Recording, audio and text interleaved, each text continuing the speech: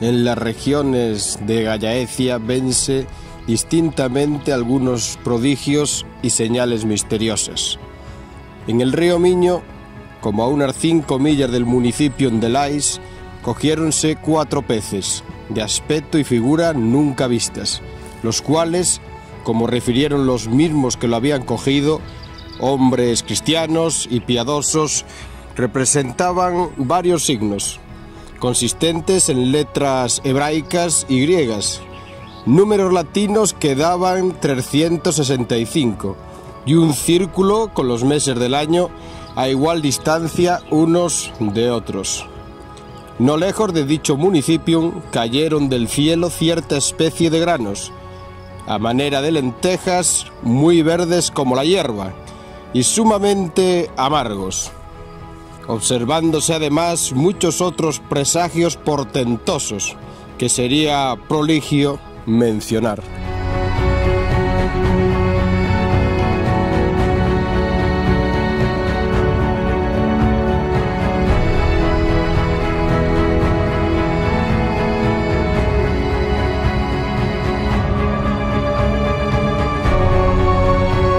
Hoy empezamos un nuevo capítulo con un final, pues de esta manera apocalíptica, que parece una profecía, así acaba la crónica, el cronicón de Idacio de Chaves, que tanto nos ha servido hasta ahora para estudiar el Reino Suevo, aunque hubiera que interpretarla. Así, el año 468, y como habéis oído, pues acaba esta crónica y menciona varias cosas que llaman la atención. Para Idacio, como ya os he dicho en muchos capítulos, era el final del mundo, y realmente, como ya tengo dicho muchas veces, no era el final del mundo, era el final de un mundo y el comienzo de otro, que era el medievo. Es interesante porque menciona varios lugares que aún a día de hoy existe, como el municipio de Lais, que hoy en día es la parroquia de Alais, que está en el cañón del Sil, del lado de Ourense, en el ayuntamiento de Castro Caldelas, y aún a día de hoy pues ese lugar existe, que se llama Alais. Después, en la otra parte, que dice que aparecen letras hebraicas y también latinas, griegas, latinas, dice que aparecen unos números que dan como una especie de fecha o número en sí, que es 365, y después que en los peces había un calendario, un círculo que tenía calendarios del año. Pues bien, yo creo que esto se interpreta que ese número 365 eran los días del año, claramente, y el otro el calendario como en estaciones, divididos en 4. Es decir, nos da como que el mundo está a punto de acabar, por así decirlo, que quedaba un año de vida para acabar el mundo, o una cosa muy extraña, porque después nos habla de lluvias, de granos y demás, que esto en la mitología gallega, empezaremos ahora con el capítulo, pero es bueno también recordarlo, ya que hoy vamos a hablar un poco, empieza así de forma misteriosa este episodio. El Nubeiro, un personaje de la mitología galega, que es el Nubeiro o el troneiro,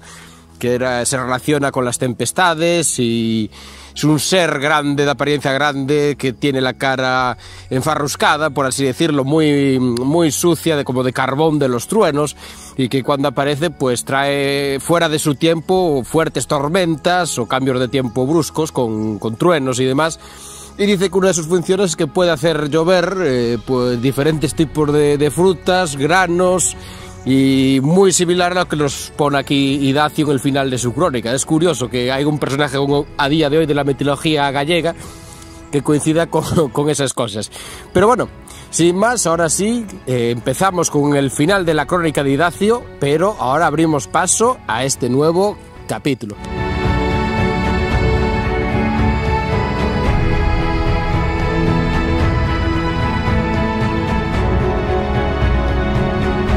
Y empezamos capítulo con el fin de un ciclo también dentro del Reino Suevo y el comienzo de otro que tal vez es el más difícil de todos de interpretar, de estudiar, a grosa manera de todos los puntos de vista de verlos, porque tras la muerte de Idacio en este año 468 no hay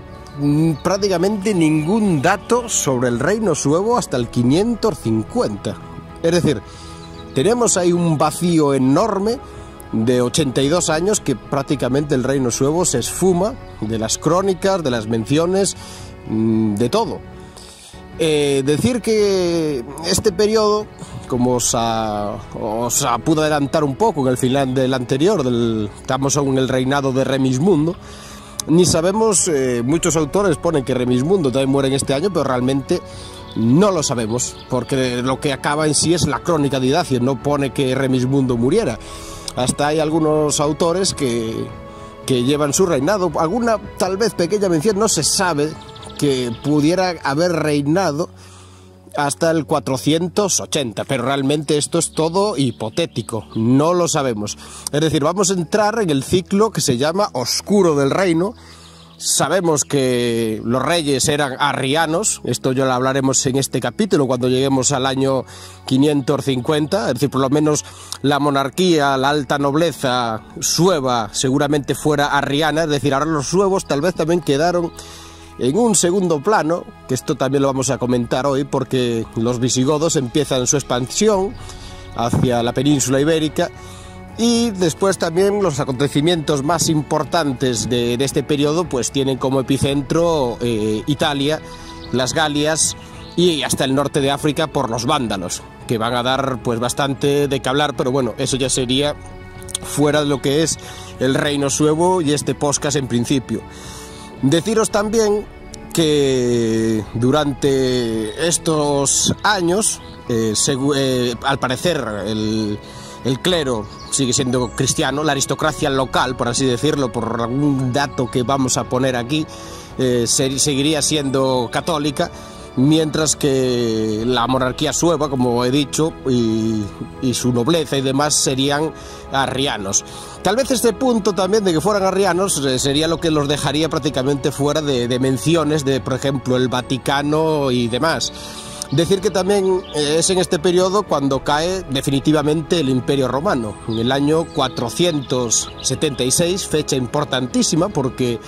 esa fecha es cuando se pone el inicio en la historia convencional de que empieza la Edad Media, es decir, el último emperador, que era muy joven, era prácticamente un niño, Rómulo Augustulo, es derrocado por Odacro, que era el rey de los Herulos, y a partir de ese momento desaparece el Imperio Romano de Occidente, y en esa zona de Italia empezaría el reino de los Herulos, es decir, Odoacro ya no es nombrado emperador, es nombrado ya como un rey germano. Muchos, bueno, en películas y tal sale que es una persona bárbara, pero no, al parecer Odoacro no era así, era hérulo de una tribu germánica, pero era una persona, al parecer, según cuentan, bastante culta. Es decir, que por esta fase que vamos a hablar hoy, este ciclo del reino, sí que a nivel europeo y demás tiene acontecimientos muy importantes, pero el reino suevo cae en la marginación total. Tanto es que no sabemos qué reyes gobernaron este periodo, pero sí tenemos algunas hipótesis, algunas que a mí personalmente me parecen que sí, que por lo menos ese nombre de ese rey debió existir en este periodo y que hoy iremos comentándolo en este podcast.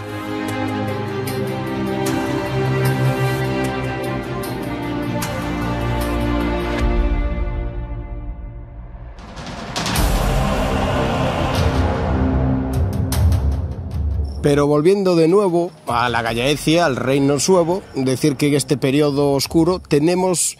datos solamente de dos posibles reyes, que yo creo que sí, que fueron reyes de este periodo. Hay alguna otra hipótesis de otros nombres que realmente no los voy a mencionar porque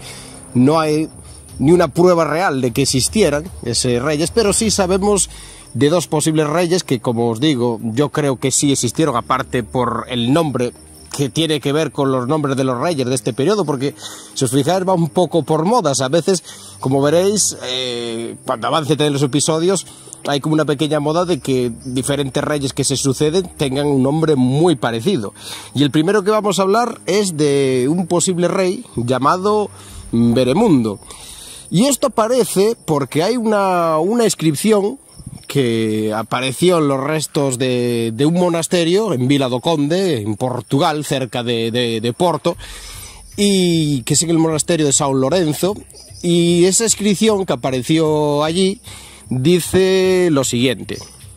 en el nombre del Señor, acabado este templo por Marispalla devota. Esto sería el nombre de una monja. A 13 días de las calendas de abril del año 535, reinando el serenísimo rey Veremundo. Es decir, aquí estamos ante la fundación de un templo cristiano, sería de un monasterio de monjas en este caso, que aparece el nombre de la monja que estuvo en la fundación, que se llama Marispalla,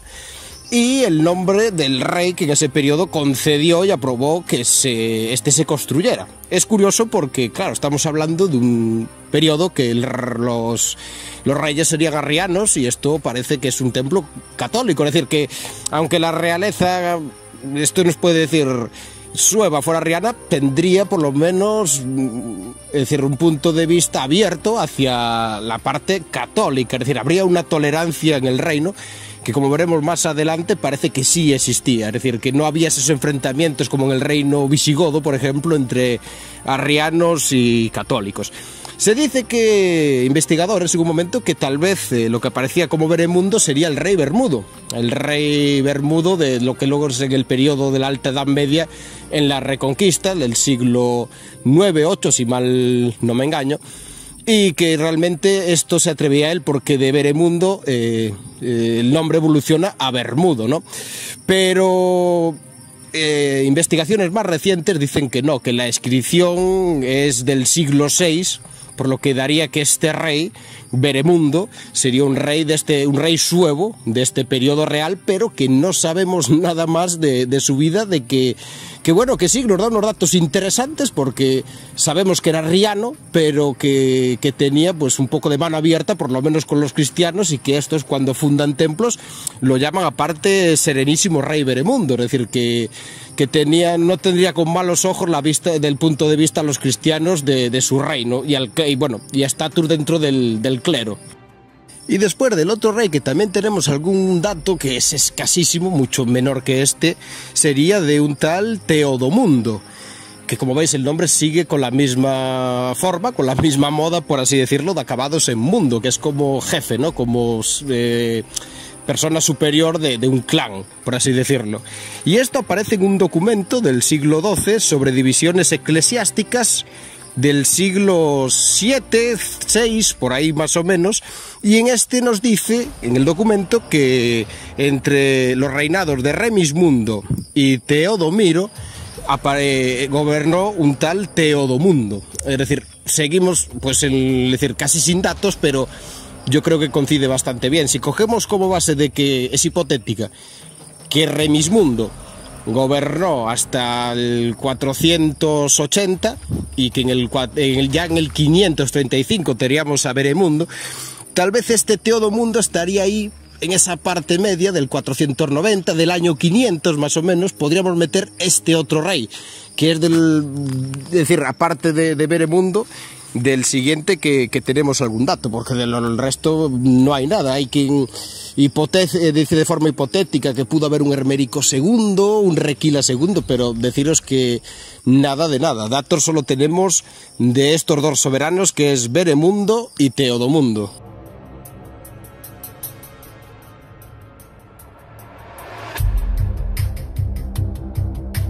Pero antes de entrar en los posibles reyes del periodo oscuro del reino, hay un personaje que sí me gustaría mencionar, pues aunque no estaba en la Gallaecia, tiene su mayor auge en este periodo, que en la zona occidental sería oscuro, pero donde él estaba no, y creo que más que posiblemente su origen era suevo. Y no es ni más ni menos que Ricimero, que ya lo tengo mencionado en algún podcast, el conocido como el Hacedor de Emperadores. Ricimero, según la crónica gala de Sidonio Apolinar, que fue un poeta de este ciclo, de este periodo, y que también escribió una crónica en las Galias, él era galo, pues es el único que nos habla de su posible origen, y nos dice que era hijo de una princesa goda, sería nieto de un rey visigodo en este caso, y hijo también por parte de padre de un príncipe de alto linaje suevo. Bien, si vemos el contexto histórico, el periodo y demás, esto nos da claramente de que sería hijo de Requila. Por recordar que Requila estaba casado con la hija de Gualia, el rey visigodo. Entonces nos da claramente que Requila, y que en el periodo que Ricimero se va posiblemente de la Gallaecia, aún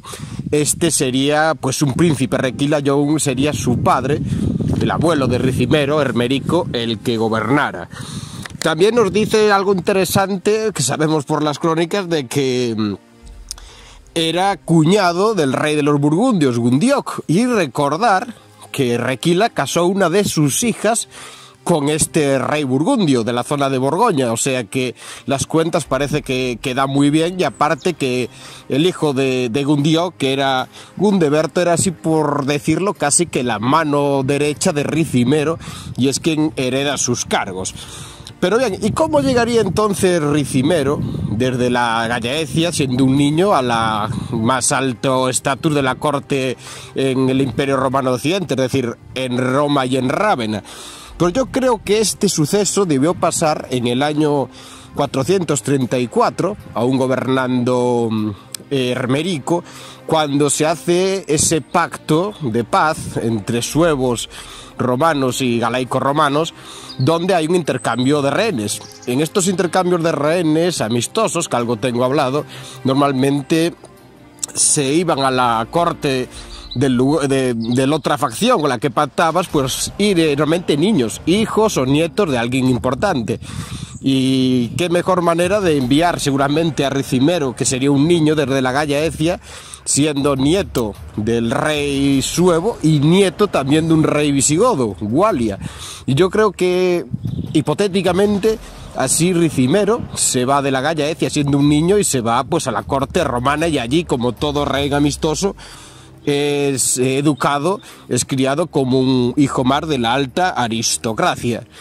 Con el paso del tiempo va ganando estatus en el mundo militar siendo joven, y lucha junto al famoso general Laecio, que también ya lo hemos mencionado aquí, el vencedor de la famosa batalla de los Campos Cataláunicos contra Atila el Huno. Y cuando este muere, Aecio se queda en el más alto estatus del ejército romano. Es así que tiene unas victorias importantísimas que le dan, por así decirlo, mucho respeto y admiración por el Senado romano contra los vándalos, que por aquel tiempo, tenemos también dicho, estaban en el norte de África y era un incordio para el Imperio Romano de Occidente. Llegaron a intentar hasta tomar la propia Roma. Y este consigue vencerlos tanto por mar, en la zona de Córcega, como por tierra, en la zona de Sicilia. Ya os digo, esto le da un auge enorme y es nombrado Magistum Militum de todo el Imperio Romano de Occidente, es decir, el mayor cargo militar que se podía tener en aquel tiempo.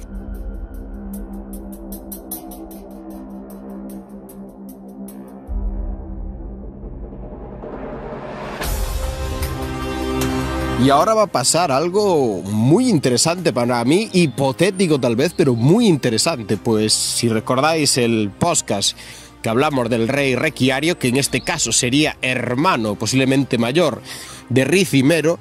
cuando Teodorico pone a su emperador títere, a Hábito, y viene a la Gallaecia a reprimir y a combatir a Requiario, que finalmente lo vence y entra pues en el reino suevo, por así decirlo, y tomarlo prácticamente, pues Ricimero desde Italia, desde Roma, coge y aprovecha para deponer a Hábito, que era el emperador títere de Teodorico, y poner su propio emperador títere, que sería Mayoriano.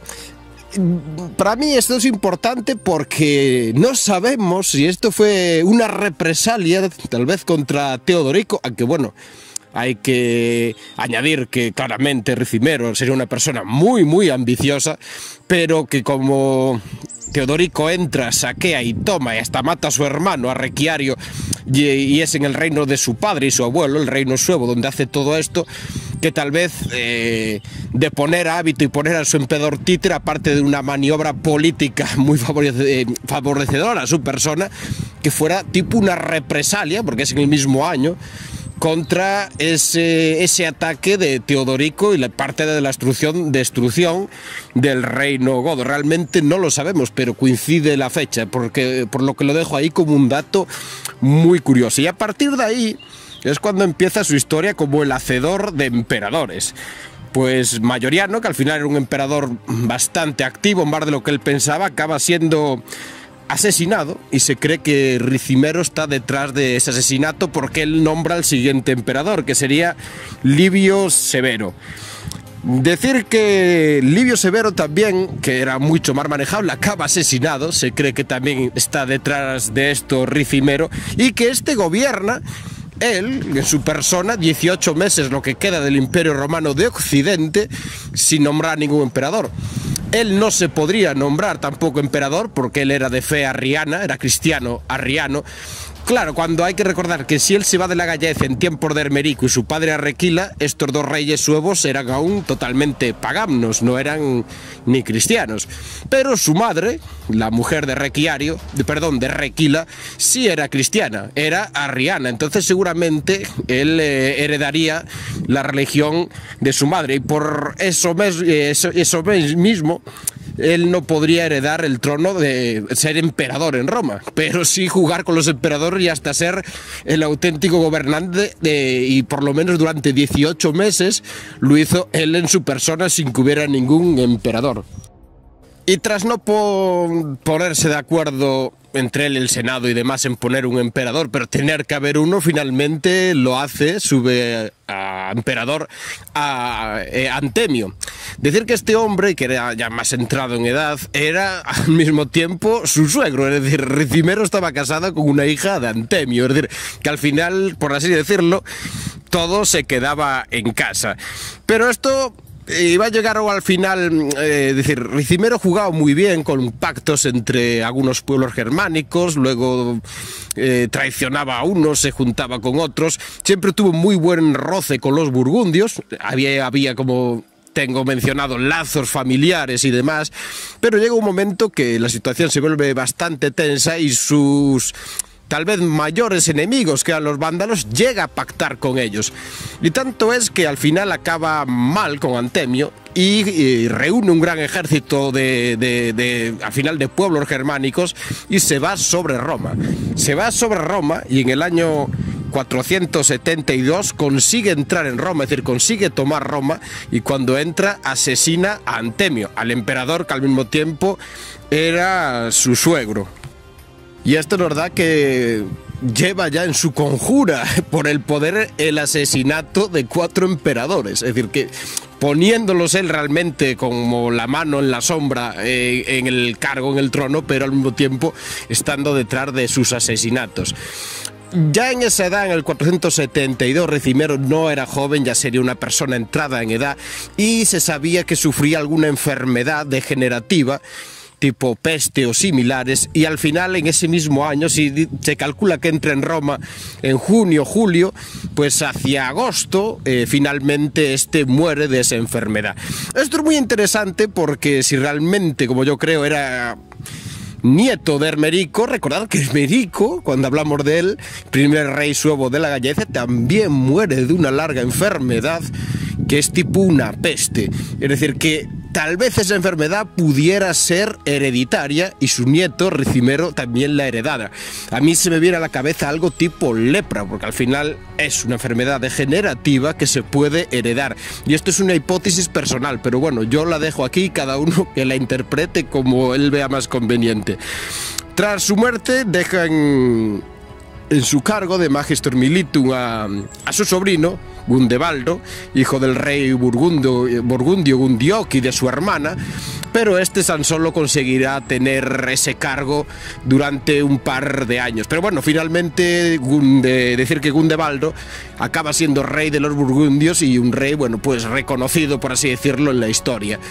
Pero bien, Tras la muerte de Ricimero, pues el imperio al final solo aguantaría 4 años más como tal, pues en el año 476, que como sabéis es el inicio de la Edad Media oficialmente, Odoacro, el rey de los Herulos, pues depone al último emperador, a Rómulo Augusto, y el imperio cae finalmente y se acaba. A partir de ahí ya Odoacro, que tampoco podía ser emperador, ya es considerado rey de Italia. Pero muchos dicen que Ricimero fue parte de ayuda a que el imperio cayera, ¿no? Pero bueno, si uno se pone a estudiar un poco la historia, también hay que ver que fue el último brazo fuerte que tuvo Roma, es decir, con sus conjuras, sus intrigas y sus traiciones, sus ambiciones. Durante su periodo mantuvo, por así decirlo, un poco fuerte lo que quedaba del Imperio Romano de Occidente, y tras su muerte, pues al final el imperio estuvo 4 años, por así decirlo, a volantazos, hasta que finalmente pues un rey germánico, que era algo que parecía que tarde o temprano iba a pasar, depone al último emperador y se nombra rey de Italia. Y así es el fin de Ricimero. Como veis, este personaje daría para un podcast para él solo, que lo dejo ahí, que puede ser que en un futuro reciente podamos hacer un podcast solo de él. Ya os digo, posiblemente, y yo lo creo, era suevo, era un descendiente de ese gran legado que nos dejó Requila y su abuelo Hermerico.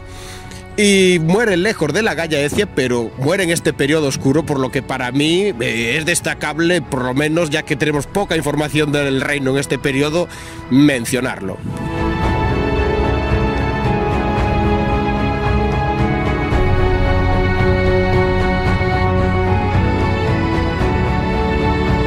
Y también en este periodo hay un suceso que para mí merece la pena recordar.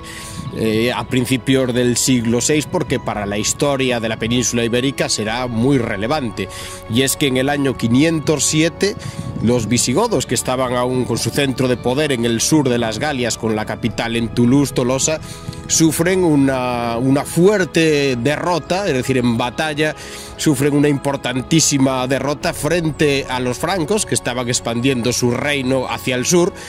y hasta su propio rey, Alarico II, muere en batalla, que es la batalla de Bouillé. Ahí Clodoveo I, rey de los francos, consigue una victoria importantísima, una victoria casi que total sobre los visigodos, y hace que empiecen a conquistar parte de su reino. ¿Esto qué va a provocar?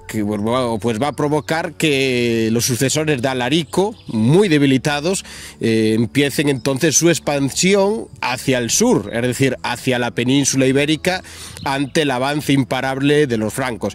Decir que los visigodos consiguen conservar la zona de la Narbonense, o también llamada Septimania, que es la zona al sur de todo de Francia que pega con el Mediterráneo, pero ahora su expansión va a ser por la península ibérica. Así,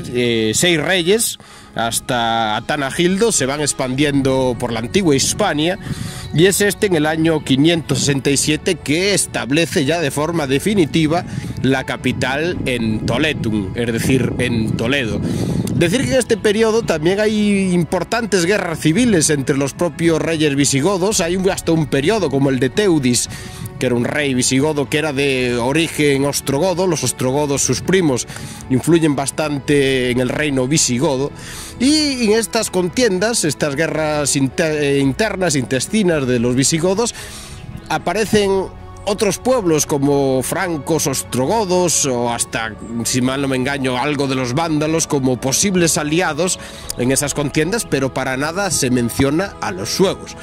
Es decir, es muy curioso que en esas guerras civiles los suevos no participen, que sepamos por fuentes, prácticamente en nada. Pero sí sabemos que a partir de ahora los vecinos del reino suevo van a ser los visigodos y otros pueblos nativos que consiguen tener independencia, como es el caso de los sapos o el reino de Savaria, también conocido, que estaría en la zona de Sanabria, la zona de Braganza, que se llama también la zona del río Sabor, que se cree que viene ahí su nombre, y estos pueblos con cierta independencia o independientes, también los runcones, que hablaremos de ellos, pues comparten territorio pues con los dos reinos más fuertes de la península ibérica, que serían los visigodos, los suevos, y luego al mismo tiempo también en esta época, en el siglo VI, llegan los bizantinos, el Imperio Romano de Oriente, que sigue muy vivo y en su mayor auge tal vez, y empiezan a conquistar pues partes del levante de la península ibérica y del sur. Es decir, que ahora cuando vuelvan a mencionar las crónicas al reino suevo justo a mediados del siglo VI, el mapa geopolítico, como veremos, ha cambiado y mucho.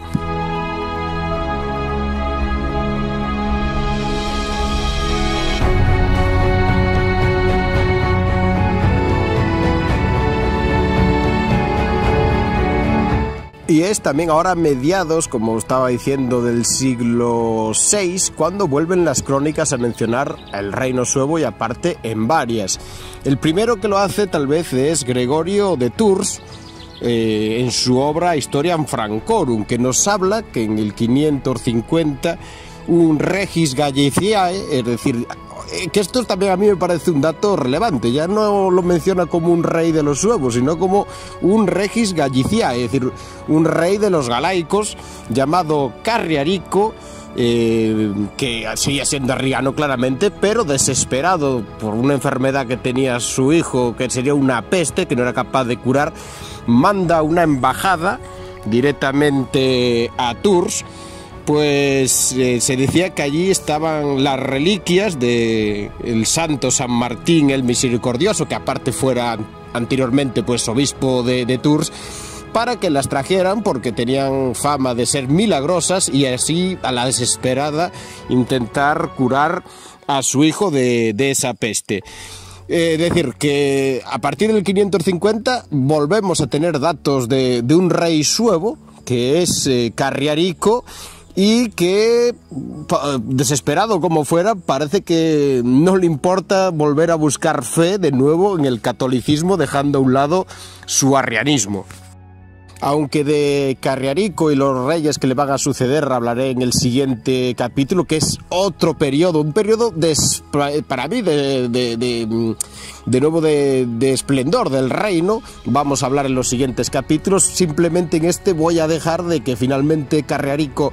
se vuelve al catolicismo, es decir, vuelve por varios motivos que mencionaré en el siguiente episodio, vuelve al cristianismo, y esto hace que se vuelva a hablar en las crónicas, en este caso en la de Isidoro de Sevilla,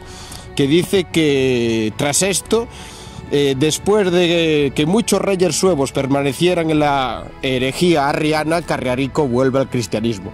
Es decir, esto también nos habla de que sus anteriores predecesores, el del periodo oscuro que estamos tratando, pues que según Isidoro de Sevilla hubo muchos reyes, es decir, tan solo hablamos aquí de Beremundo y Teodoromundo, pero que según esta pequeña nota de su crónica de Isidoro de Sevilla, hubo muchos reyes, es decir, que en ese periodo oscuro podemos hablar de que tal vez la cantidad de reyes pudiera ser una docena o hasta tal vez más, realmente no lo sabemos. Otro dato importante de este año 550, que como vemos vuelve con bastante auge el reino, es que se cree que es cuando llega un personaje que va a ser muy relevante en la futura historia del reino, que es San Martín de Dumio, o Martín de Dumio. Que bueno, que esto también lo prefiero hablar en su momento, porque este personaje merece un podcast, un capítulo, un episodio para él solo. Pero poner que también en este 550 se cree que es cuando llega a la Gallaecia. Resumiendo, que salimos de la oscuridad total para empezar a entrar en una luz plena, por lo menos de lo que es de datos. Pues a partir de ahora sí vamos a tener varias crónicas, no solo de Gregorio de Tours ni de Isidoro de Sevilla, sino también de Juan de Víclaro y otros, propios documentos internos del reino suevo, como es el Parrochiale suevo o parte de las crónicas de Martín de Dumio o Dumiense. Es decir, que a partir de ahora vamos a tener de nuevo bastante luz para seguir seguir hablando del reino en estos episodios y capítulos que nos esperan en el futuro.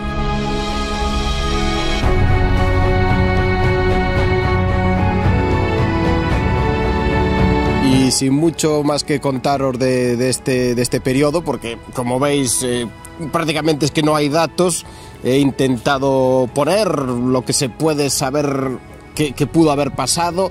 también la relevancia del entorno de la Gallaecia y los acontecimientos políticos de la caída definitiva del Imperio Romano de Occidente, y es lo poco que he podido recopilar. Espero que sirva por lo menos para tener una visión de cómo pudo ser esos más de 80 años oscuros. Y nada, ahora a partir de ahora sí seguiremos el hilo de crónicas y fuentes que existen. Va a ser un periodo muy interesante el que viene, pero mucho. Espero hacer de él pues varios episodios y capítulos para poder entenderlo de la mejor manera, y dejamos atrás este ciclo oscuro para empezar en otro de luz dentro del reino suevo, que ahora ya se llama directamente casi de la Gallaecia. Y así que nos vemos en futuros capítulos, por lo que tengáis buen día y, como siempre, un saudiño y aburiño.